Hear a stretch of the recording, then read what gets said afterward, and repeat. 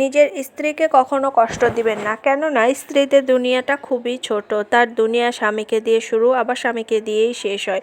তাই সবার দেওয়া কষ্ট সহ্য করতে পারলেও স্বামীর দেওয়া কষ্টগুলো সে সহ্য করতে পারে না। হয়তো সব কিছু মানিয়ে চলতে পারে, কিন্তু ভেতরে ভেতরে ক্ষত সৃষ্টি হয়। সে চাইলেও আবার মন থেকে ভালোবাসতে পারে না। কষ্ট নিয়ে একটা জীবন্ত লাশের মতো তাকে থাকতে হয়। মনে রাখবেন, নারী ততক্ষণই আপনার যতক্ষণ সে রাগ অভিমান করবে। নীরব হয়ে গেলেই কিন্তু আপনি তার মন থেকে উঠে গেছেন, এটা ভেবে নেবেন। স্বামী তো তাকেই বলে যে দিন শেষে স্ত্রীর অভিমানের ভাষা বুঝে আর সমস্ত ভুল বোঝাবুঝি সরিয়ে স্ত্রীকে কাছে টেনে নেয়।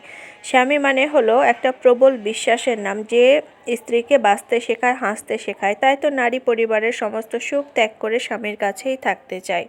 মানুষ যখন অল্প কষ্ট পায় তখন সে কাঁদে, কিন্তু যখন অনেক বেশি কষ্ট পায় তখন সে আর কাঁদে না। সব কষ্ট জমা করে নীরব হয়ে যায় এবং সে ভেতরে ভেতরে গুমড়িয়ে গুমড়িয়ে থেকে নিজেকে অনেক পরিবর্তন করার চেষ্টা করে, পাল্টিয়ে যায়। পুরুষের বাম পাঁজরের হাড় দিয়েই তো একজন স্ত্রীকে তৈরি করা হয়। তাহলে আপনি আপনার স্ত্রীকে কেন খারাপ বলবেন? তাহলে তো স্ত্রীর দোষ না, সেটা তো আপনারই দোষ, কারণ আপনার বাম পাঁজরের হাড় দিয়েই তো আপনার স্ত্রীকে তৈরি করা হয়েছে।